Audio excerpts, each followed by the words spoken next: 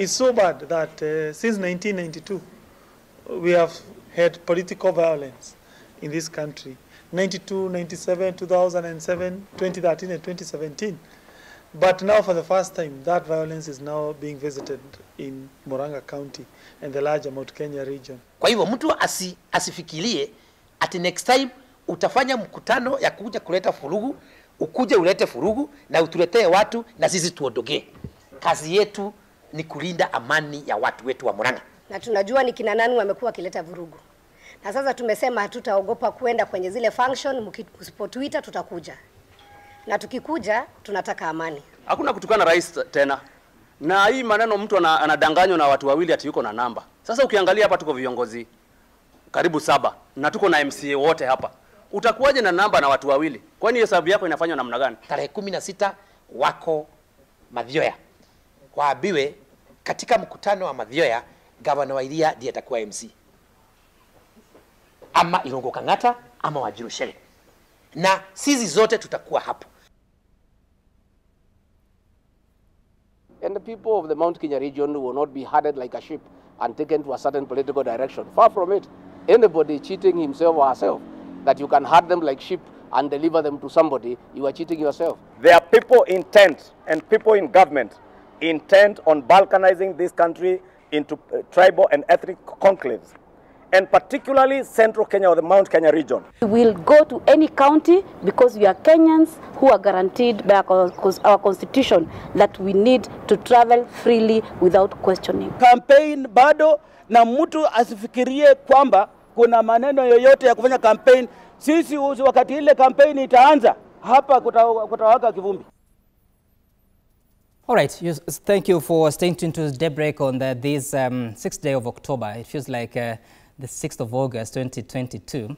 Never mind that you're 21 months to the next election. You're with Gladys Wanga from Homa Bay, Gladys Bose from Uasin Gishu, and Ndindi Nyoro from Kiharu in Murang'a County. And you're talking about the politics of violence and what we witnessed over the weekend. But listening to the leaders of Murang'a County there, Governor wa Iria saying that he's going to be the MC in that event of Mathioya, I would have wanted to begin with you, Honorable Bose, but let me begin with Nyoro because he comes from the county of Murang'a. And so, I don't know whether it's true you have a meeting in Mathioya on the 16th of October, but whatever the case, what is this turning out to be? Why can't you, I mean, all of you guys come from Murang'a County, why can't you have a chat and agree on where to take forward the interest of Murang'a County? That is true, Sam. That is the ideal situation, that we should be sitting down to discuss our matters and, of course, the progress and the welfare of our people from Murang'a. But to go direct to the issue that is there, the fact of the matter is that I always get so many invitations in my office. My office is located in Murang'a Town, just to put it into context.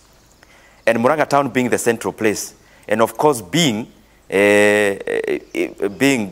of the common faces in Tagatanga, most people who want to invite the deputy president, most of the time they come to my office from across all the constituencies of Murang'a County. So I always get many invitations for church harambes in Mathioya. Even last year we attended a church service harambee representing the deputy president. I always get invitations from Boda Boda women groups to invite the deputy president. And I got invitations for Mathioya, which we have slated for 16th. That is the correct, that is the truth. Mm-hmm. And I listened to the other leaders from Murang'a whom I respect, because we lead together. We were elected by the people. I listened to the governor of Murang'a. And I want to just tell them, they have always been invited, and they are always welcome for any meeting that the DP attends. And I said yesterday, and I want to repeat, even this harambee that we attended in Keno on Sunday, every leader from Murang'a was welcome to come and, of course, contribute. That church has been incomplete for years. And most of Murang'a leaders, on their way to their constituencies, they pass via Keno. They know that church has been incomplete. If they never wanted any help from outside, they could already have chagad the money and help the church. Even the situation we are going to handle on the 16th in Mathioya, mm-hmm. I mean, as leaders, we have the chance. We have always had the chance to help.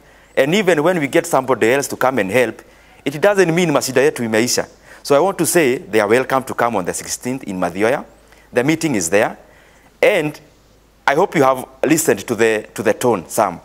Because I don't want us to be back here on the 17th or on the 18th talking about the current situation that we are handling this morning. Because we have had war drums being beaten. Because when somebody says they'll be invading our meetings and become the MC, of course you know what that means politically. So I want to caution them, let us not make Murang'a a theater of circus. Let us not make Murang'a a theater of political gimmicks. I support the Deputy President. I have the freedom to call him for any meeting, to host him for any meeting. In Kiharu, and even the other citizens of Murang'a, they have the right to host him anywhere in Murang'a County. Okay. If those people who had a press conference invites their presidential candidate, who is Raila Odinga, I'll not be invading their meetings. I'll actually not even attend, unless I'm attending to contribute to the welfare of Murang'a people. So we have to draw the lines and respect other people's freedoms and opinions. If I side, yes. Of course, you may not agree on the political future of yourselves as well as at the presidency, but are you being able to focus on the needs of the people of Murang'a County, which is service delivery and development at the moment as the elected leaders? Sam, let me speak for myself, because my role is in Kiharu, insofar as delivering is concerned. You have seen all the ratings that have been done in this country. If I'm not number one, I'm usually at the top. So that does not just come from the air, it comes from the ground. It comes from the work that we are doing. The sentiments that are pulled, for example, the recent ones, are the sentiments from the people. People cannot have positive sentiments if you are not delivering. The CDF rankings were done. Kiharu was number one. You have come to Kiharu yourself, I guess, and seen the kind of work we are doing in terms of rehabilitating our schools, in terms of the roads and infrastructure, and etc. and etc. But remember, Sam, and I'm speaking very fast because we are trying to save on time and speak as much. Okay. I am a politician myself. When I'm elected as an MP, I am not a teacher, I am not a pastor, I am not a journalist, I am a politician. So besides delivering to the people of Kiharu and their promise, it is also my work and prerogative to shape their future, their political future. And that is why I want to repeat and say again, I have the right to associate with my presidential candidate in 2022, who is William Ruto. The other leaders who had a press conference yesterday, they have their own choice, who is Raila Odinga. What stops them from inviting Raila Odinga to church Harambes in Murang'a? What stops them from inviting Raila Odinga for Boda Boda Harambes? I think we'll have to leave them to make that decision for themselves and announce and declare if indeed what you're saying is true. But at the same, let's make progress as we bring in Honorable Bose. And let's listen to Raphael Tuju when he spoke the steps of the Jubilee House. It was on Friday last week, I believe, when he spoke about the tenure of the Deputy President of the Jubilee Party. Listen. The Deputy Party Leader, as a self-declared presidential candidate of 2022, will not be allowed to use the party headquarters as a center of operationalization of his 2022 campaign, and to use the center for intimidation of potential opponents or intimidation of the staff. All right, so this is Party Secretary General speaking about the Deputy Party Leader of the Jubilee Party. And Honorable Bose, so I'm sure you were able to watch that statement at length and, of course, follow the reactions that have been. And obviously, the Secretary General has his own reasons, feels that the Deputy President could be using the office to cause the disturbance. They actually say that the meeting on Thursday was an attempted coup. That's them. But so now, where does this leave yourselves within the Jubilee Party, and how are you dealing with the situation that it could be possible that in the coming days the Deputy President will no longer be the Deputy Party Leader of Jubilee? Just before I respond to that, Sam, I think it's important to clarify the implication that was attempted by Gladys Wanga by saying that the Deputy President was responsible for the violence in 2007. Is she then saying, because remember the violence erupted after Raila Odinga's election was supposedly stolen. So is she also implying that Raila was involved in that violence and by extension the head of state? Is she implying that? Because that is very serious matters that she has raised. That was important for me to just clarify. But let me speak to what Raphael Tuju says. It's actually very laughable and very arrogant of him. Because Raphael Tuju is paid from our own contributions as members of Jubilee. Our salaries are deducted monthly to contribute to the rent in that building and to the salaries of the staff members, Tuju included, in that particular Jubilee House. So what makes him think that he owns Jubilee House, that he owns Jubilee Party, and that he can decide that none of us, the members who are contributing, paying members, cannot go to Jubilee House? So it just tells you that the arrogance and it's beyond me. I cannot understand how someone can speak like that. What happened to democracy? It is our party too. So, but it just tells you the kind of trajectory that they are playing. If you even listen to the press conference by the leaders from Central Kenya, for someone to say, I will come to your function and I will be the MC. You know, usually the people who are planning the function are the ones who appoint who will be the master of ceremony. You go there as a guest. I could never imagine that I can insist that I will be in charge of a function without any invitation. So, and that is the kind of discussions that we must be avoiding. I mean, what the whole hubris and the arrogance and the thinking that they can talk people down is unfortunate, and we hope that those kind of utterances can stop, and that we begin to focus more on that everyone in Kenya has the freedom to attend any function or to hold any rally or to attend church, or they have the freedom of movement and association. So a certain group of people cannot make it their responsibility to decide who goes there and doesn't go there. As to the talk about the coup on the Thursday, that again, I don't think they have any understanding. A coup is when you take over power illegally. But visiting Jubilee headquarters and drinking tea there and sitting with other members is not a coup. Those are members of Jubilee. The reason why, so does Tuju say he wants to be living in that place by himself? But Honorable Boss, no one should go obviously, there? I mean, it's unacceptable. Don't you see the significance of the DP's presence there? Of course, this was the third time in about 2 weeks that he was visiting, but for the members of parliament that accompanied him there, almost 40, most of them have not been to the Jubilee House since the election in 2017. Don't you think there was a level of significance also coming from the statements that we heard from MPs Alice Wahome and Senator Linturi? No, I mean, this is a very simple issue. The Deputy President went to Jubilee House. Anybody who was supposed to have met him that day or had an appointment with him were told you can meet him at Jubilee House. So, I mean, it's not a big thing. I have been to Jubilee House with the time when there was the Kibra elections. I have a right to go look for the party list. I have a right to go and ask for certain documentation. Anyone can go to Jubilee. Any member of Jubilee has a right to attend and go to Jubilee House at any time without being denied. That you're not a stranger there. That is our party, and it is the party headquarters, and we pay the rent there. So okay. It's not somebody's private property. I think people forget that. Someone should read the Political Parties Act. It's not private property. All right, Honorable Boss. And Honorable Wanga, I know you don't belong to the Jubilee Party, you've not been a member, but there's this trend that you're observing that since 2002, no political party wins a presidential election and stays put until the next election. And it would appear for the parties like Wiper and ODM, they appear to remain a bit stable, maybe because they haven't won an election. But if you look at the National Rainbow Coalition in 2002, the Party of National Unity in 2007, TNA and URP in 2013, they wound up to form Jubilee Party. Now, some 3 years down the line, they appear not to be going for the 2022 together. Is there a curse to political parties that win elections? First, Sam, let me go back a little bit because I saw the earlier speakers, raising issues, because before they mention the name of Raila Odinga, they probably cannot be satisfied. Ndindi Nyoro and his people have right to associate with anybody.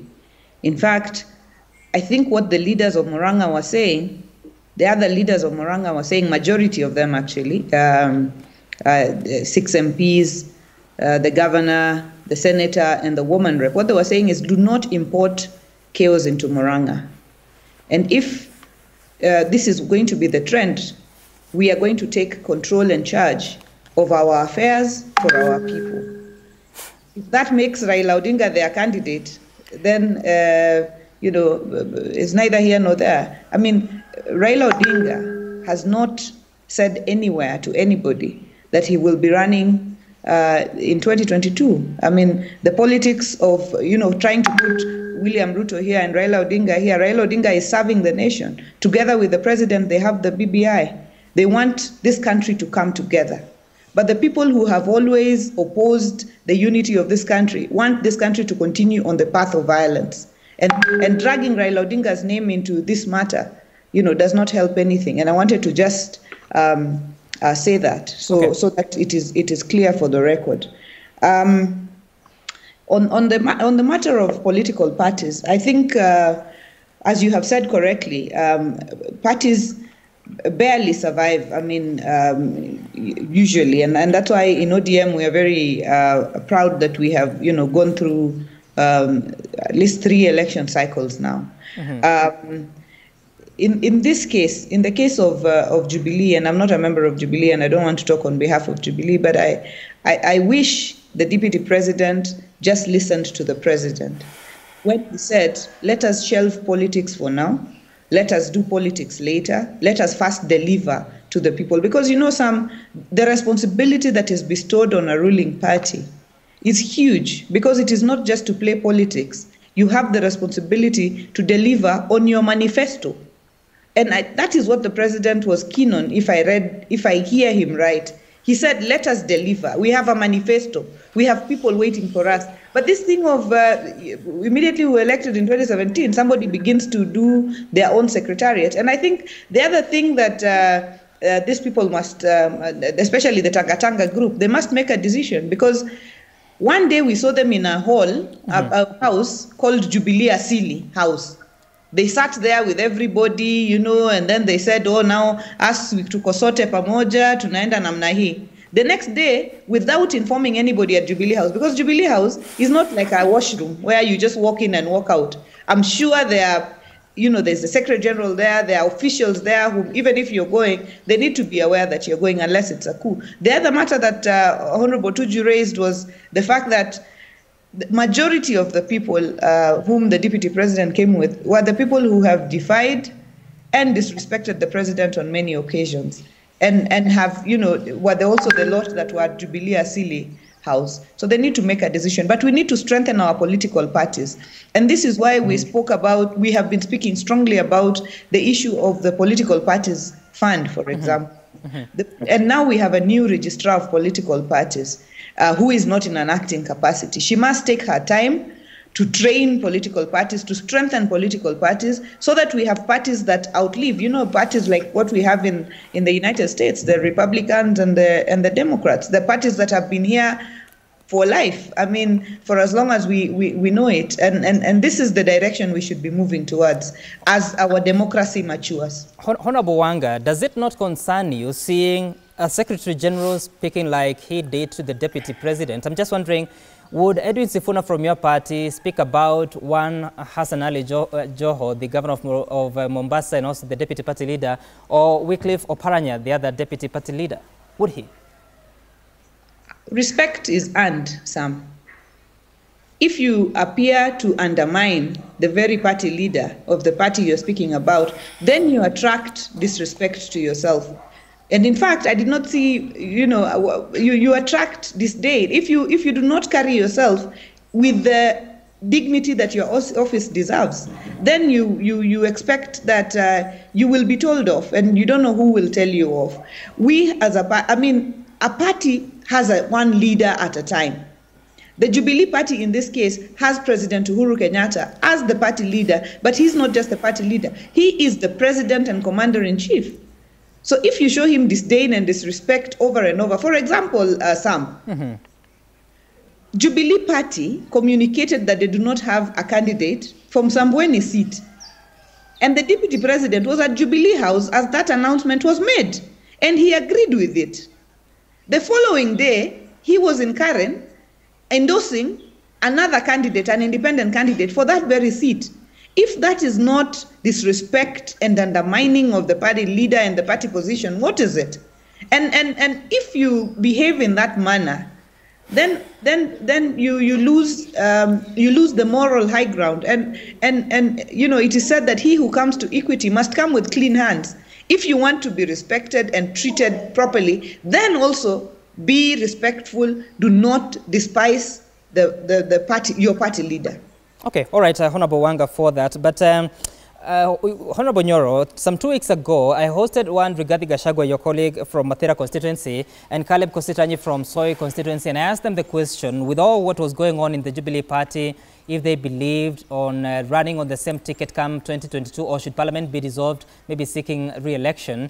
And they said they would not. I don't know whether you would seek re-election on a Jubilee Party. And as you respond to that, so now with all what has happened and the threats or the ultimatum to the Deputy President, what are the options from the corner that you now yourself describe as Tanga-Tanga? Isn't it surprising that Waga seems to know or have much more to say about Jubilee than myself? A member of Parliament sponsored by Jubilee Party and who contributes monthly. That tells you the genesis of our problems in Jubilee. And also, before I come there, Sam, I think we have to stop this hypocrisy. Because Honorable Wanga is here lecturing us about how we are doing politics, etc., etc. Yesterday, on Saturday, we attended a church service. He's a presidential candidate, attended a church service. So who was doing politics, and the other one was doing peace building or whatever you call it. So it is politics when we talk about hustlers, when we talk about empowering the youth of this country, when we talk about empowering Mama Boga, when we talk about empowering watu wa kinyozi, but it is a nation building when you are talking about BBI that is guaranteeing positions for a few men. This hypocrisy must stop, Honorable Wanga. But I also have to say that it is not surprising hearing Tuju the other day and his very uncouth statements against the Deputy President. Sam, there is no way I would tell my wife that when she is reporting back home after work, then she must call me to tell me I'm coming home. Or akienda kwa duka, she has to inform me I'm coming home. Deputy President is the Deputy Party Leader of Jubilee. Does he need any permission, really, to visit his own home? Does he need any permission, really, to visit his own office? Because that is the office of our party. I have never been, let me put it to record, Sam, so that you see the contradiction. I pay monthly contributions to the Jubilee Party. I have never been to Jubilee Party headquarters since I was elected. Don't you see a paradox there? Because there are people who came in and hijacked our party. That is why you can hear ODM members knows more about where the kitchen and the washrooms for the Jubilee parties are, while the bona fide members, we don't even know where the sitting room is. Because they came in through the handshake, purporting to want to unite this country, but it was the machination to break down the party that would have taken this country from enclaves of ethnicity, from enclaves of this tribe and the other, to a platform of issues. Jubilee Party had managed to do that. But of course, ODM could not start issue-based politics. That is why they had to come in, break down Jubilee into pieces, because the only politics they know and where they can survive is the politics where we are talking about Deputy President will not go to this section, this other leader is not welcome to this county. We will not allow the politics of balkanization. You will break Jubilee, we will come up with another party if need be. Okay. But we are not going back, we are not sliding back to a politics of this party ni ya Wajaluo, this ni ya Wakikuyu, this ni ya wale wengine. Our party and our tribe is hustlers. Our tribe is hustlers on Rabuanga. So please, these hangovers of thinking that we are going back to the enclaves of ethnicity, please, you are there alone. If you want to play 2012 politics. Honorable Nyoro, two issues there. You said that you've not been to the Jubilee House since election. Is it out of choice or somebody barred you from accessing the office, like what happened to the deputy president? And then secondly, you said that you will come up with a new party should that need arise. How soon? Yeah.